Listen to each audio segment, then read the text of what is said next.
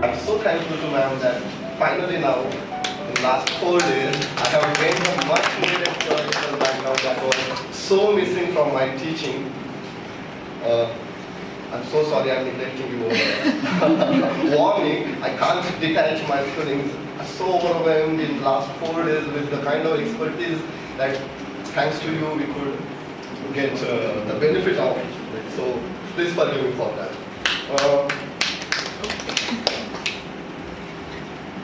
Indian English, past, present and future, that was the session that I was,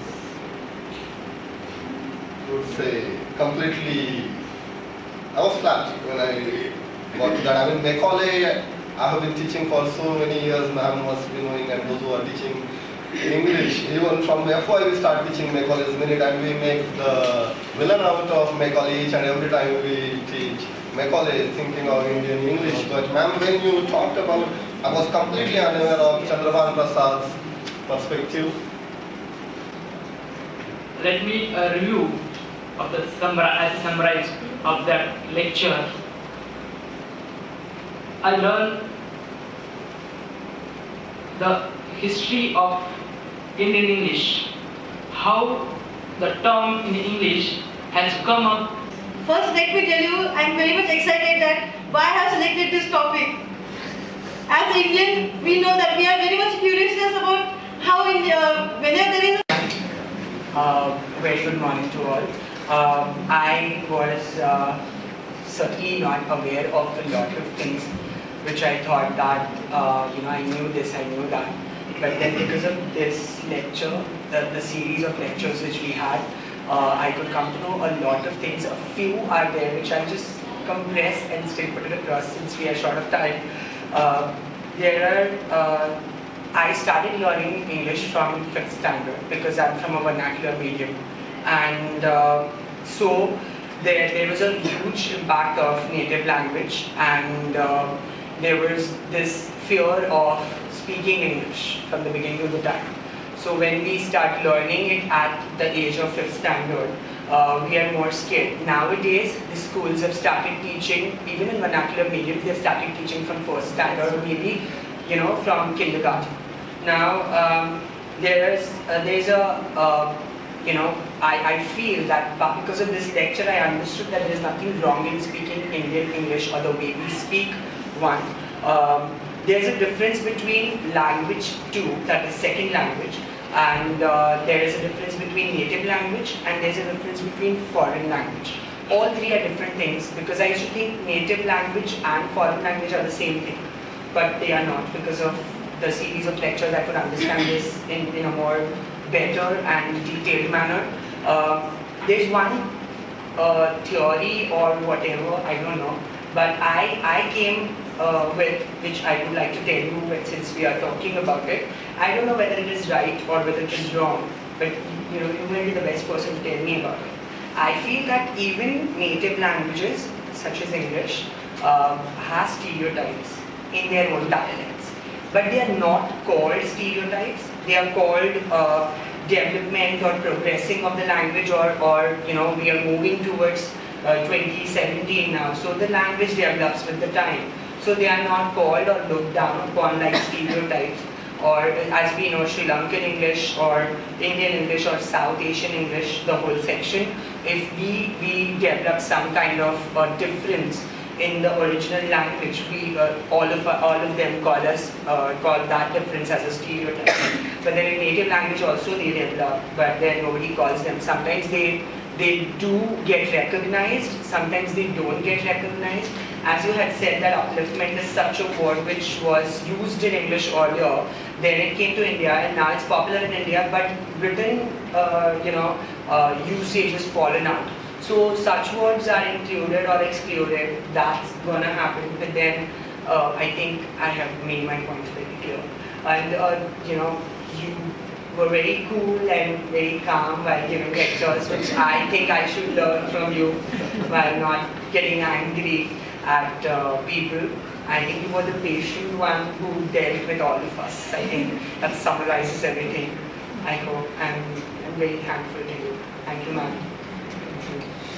Thank you, Arvind. Are there any response that any of the group members would like to? Most, I'm very much delighted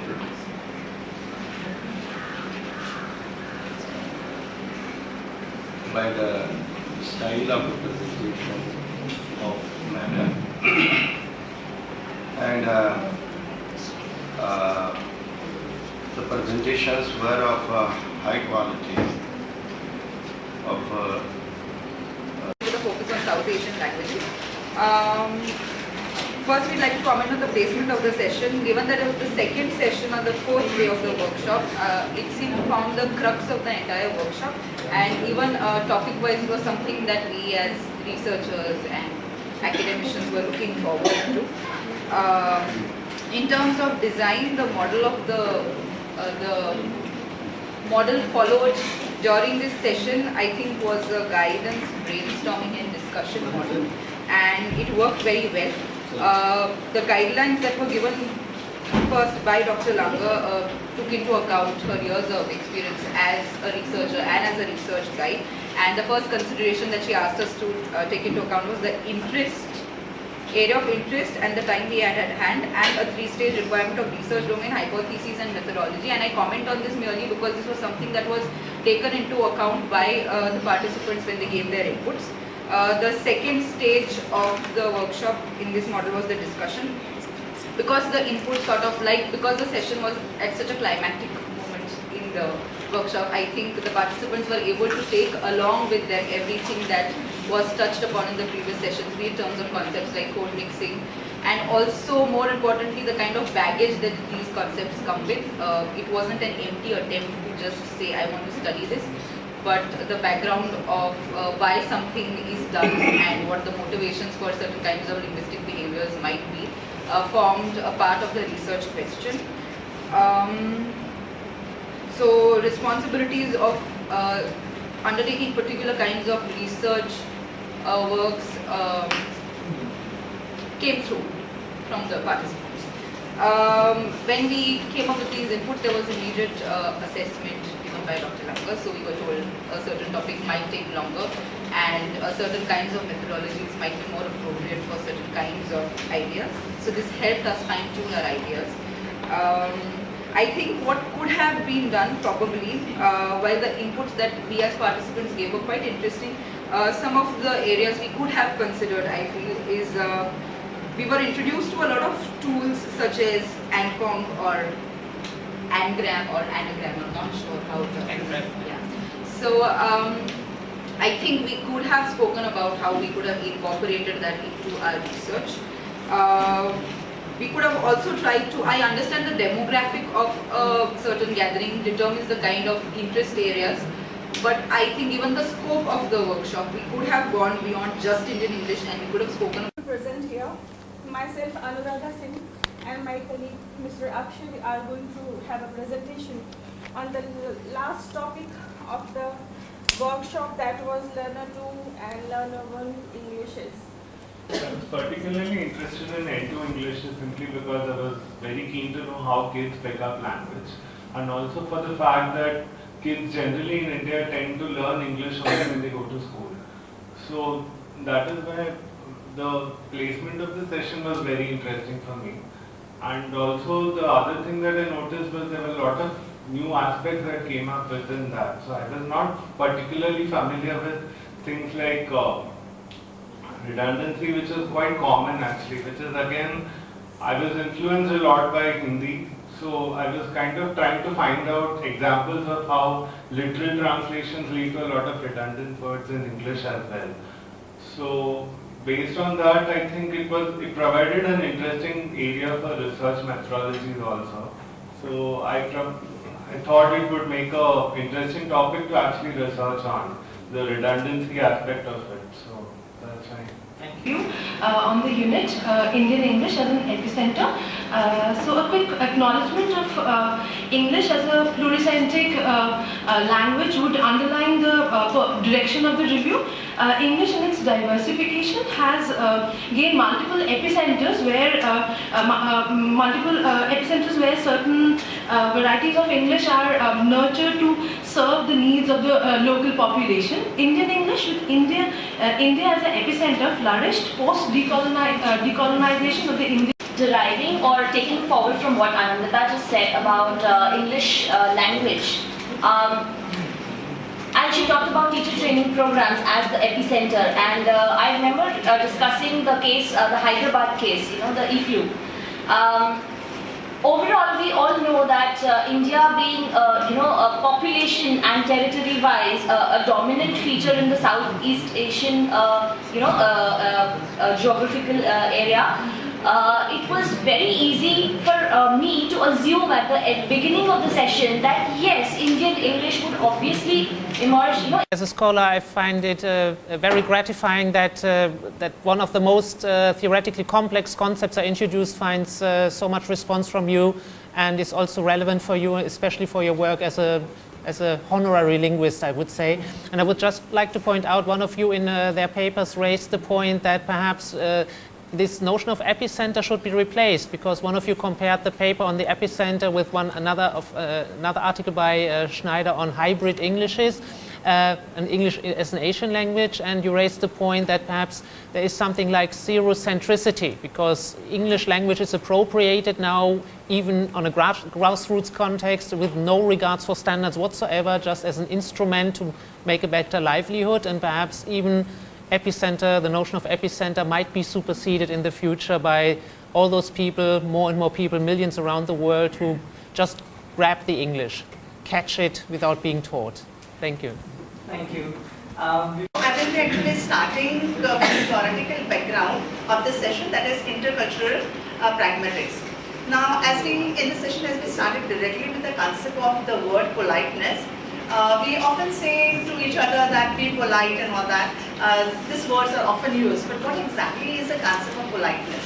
So it is what exactly meaning, as a session was on intercultural pragmatics, so it is very essential to know the background, that what is pragmatics, intercultural, and how this theory of politeness has come into.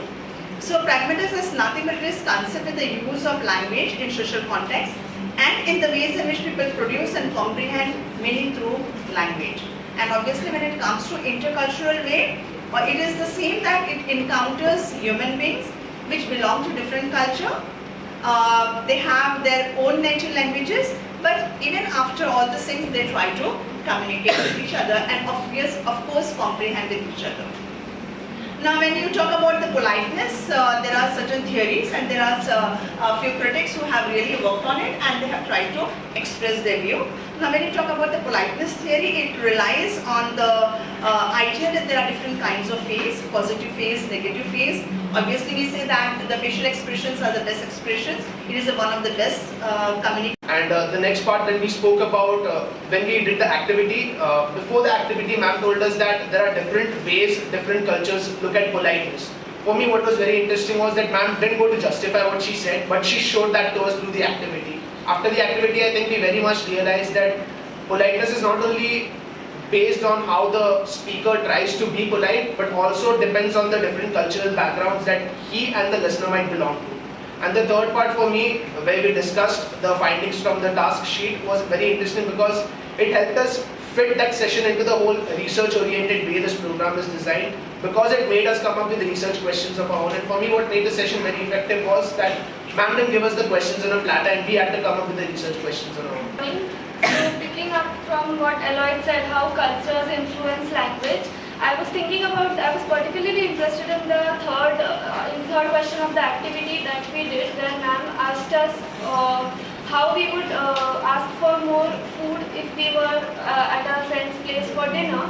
And most of us came up with the response that if we say the food is very delicious, it would automatically be served. And we don't, and one more observation that I made was we don't often say thank you in our own languages, in native languages. And then when we speak in English, we tend to use a lot of thank you, too much thank you. And then, I was thinking how this particular cultural nuance of our own languages that we don't use thank you, we are maybe too much conscious, and that's why we tend to use a lot of thank you. So it interested me, this particular thing. And one more thing that I would like to point out is that ma'am spoke about direct and indirect speeches and how they are included in languages. So one example I thought of was, if in an Indian setting a professor was to ask a student to close the door, he would just say please close the door and it would work, it wouldn't offend the student. But in a Western setting, perhaps you would have to say would you mind closing the door. So in Indian languages, we often concentrate more on intonation and body language than on the format of the sentence, and this is reflected in the way in which we speak English. Actually, what intrigued me was, I was very familiar with the word pragmatics, but the word intercultural pragmatics on a whole, that kind of captured my attention, because now, I think Dr. Bhosle is not here, but he asked ma'am, how do you interpret intercultural in these questions? So I actually went ahead and read this article by Jack Moschler. I'm not very clear with pronunciation, but the way he brings it down, that language eventually, if you look at it, communication is actually divided into 4 layers. The first layer in which a person interprets you is not because of your words. It's just because there are some basic tenets in communication. Have you found yourself somebody trying to interpret a language which is unknown to you just by the way in which somebody says something? A request for help can transform itself into a request for information. Now we are trying to understand interculture, not just because languages are different, but even because our beliefs are so different. If you look at India, we have this very strong concept of the Ardhanarishwar, where you have an androgynous deity, which is half Shiva and his consort half Parvati, and it's exactly half. And in the Western Christian concept, you have the very powerful Trinity, which is the Father, the Son, and the Holy Spirit.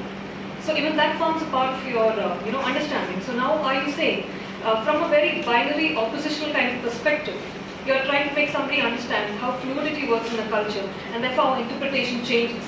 Our namaste will never be equivalent to good morning. When I say namaste to somebody and I join my hands, it's because I salute the goodness in you. That's the overall implication. So Moschler brings it down to 4 tenets. He says you have basic explicature, you have higher level explicature, which is again, to do with your illocutionary forces, which I already discussed. But what brought my attention was, what I liked especially was implicated premise and implicated conclusion. That is, implicated premise. You talk because you belong to an institution. And no matter how much you feel you're not political, we all are. The first basic political unit we belong to is a family. So we speak from that premise, okay? And the final unit is implicated conclusion. What do I conclude from your communication? Have you been able to convey what you wanted to, and can I get it? So I'll just bring it down to this basic thought. So then what exactly is the unit of language? Is it a text? Is it paragraph? Is it a word? Or is it culture? Since my friends highlighted the topic of politeness, I'd like to mention that there is disagreement between scholars and linguists concerning this phenomenon, whether to consider it to be universal one or cultural specific. Actually, in brief, and based on what Brown and Levinson talked in their theory of politeness, 1978 and 1987, in their theory of politeness, or what they call model of politeness. And at the same time, there's agreement with others like Janet Holmes, 1992, and Shammas, 1995. I'd like to conclude by saying that, depending on a study I made in Syria, it was a comparative one between politeness forms in English and features of its own. So in this regard, I'd like to mention that the cultural translation and the language, the responsibility of language, and specifically English, is how it's responsible for this cultural translation as well. It's including the linguistic translation.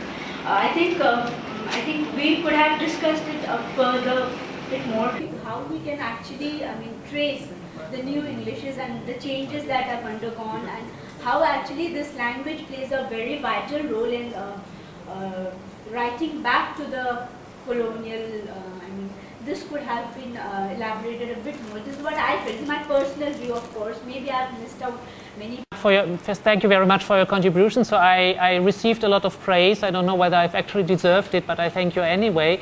I also received some constructive criticism, and I think I will, if I ever do this course again, I will certainly incorporate that. So some of you, when you criticize this, could have been extended a little bit more. Perhaps I tried to get too much into 1 week. There would have been basically the provision to do it for 2 weeks, but I think right now in the winter it wouldn't have been a good time for you. You have many other things on your hand, and right now I couldn't get away for 2 weeks from my university. Perhaps if there is an opportunity, then sometime in summer, late summer, August, that would be possible. I would also like to say that I benefited a lot from the interaction with you. And when I came here, I learned a new Indian English word. This is demonetization. But as scholars, we deal in a very, very different currency anyway. We deal in ideas. And the wonderful thing about ideas as a currency is I can give them out freely to you. I will get them back in a different form, and they will still stay with me. So this currency always becomes more the more you give it away.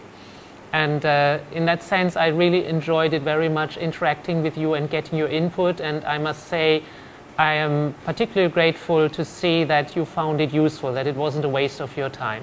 Thank you very much for being here, and I'm sure we will be in touch.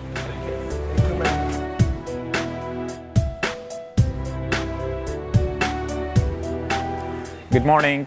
In the end of this course, I'd like to say a few words. Number one, it was a very fruitful course, since we got 2 sessions here, the practical one and the theoretical one. Actually, something else, as I'm a PhD research student working in linguistics, it's very important to me to have more knowledge about Englishes, post-colonial Englishes, world Englishes, and even new Englishes. And as I came here to India for doing my PhD, I'm dealing with people who are speaking Indian English, so it's very important to me to know how this English would be in India. Actually, I'm very happy that we got a very friendly atmosphere in this course with all people. I'm very happy that we got a mixture of participants from all specializations, professors, students of MA, MPhil, and even PhD. At the same time, I'm very happy that we got introduced to a lot of topics such as corpora or corpus linguistics. It was so great for me. Actually, in Arabic we say وَقُلْ رَبِّي زِدْنِي عِلْمًا, which is translated into English as, "Oh Lord, increase my knowledge." In this course, what happened is that my knowledge has increased, and I'm very happy for expanding my horizons, having more experience, being introduced to more people, professors here. It was really so great for me and honor Thanks a lot, everybody, and thank you for all people who managed this type of course. Thank you so much. First of all, I was so excited when I came to know about this course. It was my friend who gave me this website and she passed on to me on the WhatsApp about this course. I was so excited as I have done MA in Applied Linguistics, but I was not into practice, and I thought that this will be the best opportunity for me to come back into practice and learn lot many things over here. When we had a view, you can say a very different outlook, a very wide scope on the South Asian English. Every session, when we had a discussion, I think everyone has come out with some of the other research project, and I'm sure that everyone from here are going to take a list of the research projects with them as I am going from here. Rest all the what we can say, the arrangement, the sessions, the topics of the sessions were very excellent. The concepts were made very clear, and it went on in a very logical order, all the sessions, so it was very comfortable to understand what is going on. And once again, thanks the MHRD, Dr. Claudia Lange, ma'am, Sachin sir, for taking up this course and taking an initiative and see that we all participants get benefit for them. I wish you all the best. There's more such courses to be organized in near future. I think this course is going to help us in multiple ways. It was on language and the present, past and future condition of English in India and in Asia. This exactly suits to the new course program provided by UGC with 4 components, and the focus is on foundation course as well as research. Here foreign expert Professor Claudia Lange has provided us new insights into changing perspectives as well as current issues of interest and social concern from different ways. I think this workshop was very helpful and very exciting. Dr. Lange introduced some paradigms that were completely alien to many of us. There were some of us who were aware of these paradigms, but our engagement with those ideas was deepened and fine-tuned. In addition to these paradigms, Dr. Lange also introduced us to some very concrete tools, be it freely available corpora that we can use or the tools that we can use to analyze them. Because of all this, I think all of us are going back home as richer researchers. But in addition to this, I think more importantly, Dr. Lange was able to help many of us claim ownership of the English language. And in a country where English is such a prestige issue, such a polarizing issue, I think this is a contribution that cannot be stressed enough. So I'm very thankful for the time that Dr. Lange was able to give us, and to the university and to Sachin sir for making this workshop possible.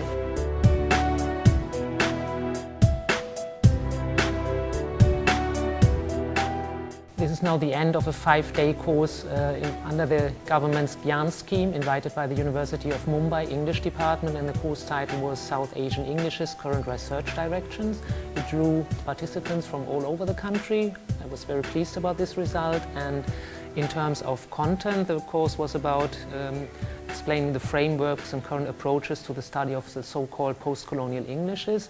This is something which is very much a concern of researchers in the world Englishes paradigm, but as far as I know, it's not commonly integrated into an Indian university context or in Indian English departments. So we tackled post-colonial Englishes, the theoretical framework. We looked at studies which focus specifically on Indian English and other South Asian Englishes. We also tried to identify areas for further research, since all of the participants are proficient speakers, users, disseminators of Indian English. And we also suggested methodologies and tools for further research, both quantitative, so we had an emphasis on 2 afternoons on corpus linguistic research and the methods and tools that are suggested by this discipline. And we also, of course, did not neglect other possibilities for research, mainly qualitative ones. So the whole course was a mixture of individual lectures and coursework, tutorials. These were very well received, and most of the participants expressed satisfaction with the fact. I would just like to take the opportunity to express my gratitude to the hospitality of the University of Mumbai, specifically the English department, Sachin Labade and his students, who were the eager helpers around the course, who made everything very, very smooth. And I would also like to congratulate the government of India on this GYAN initiative. I have heard that there are many GYAN programs running now in the University of Mumbai, and I think this will be of great benefit to everybody who is interested in participating. And I wish everybody who is going to celebrate it a happy Christmas.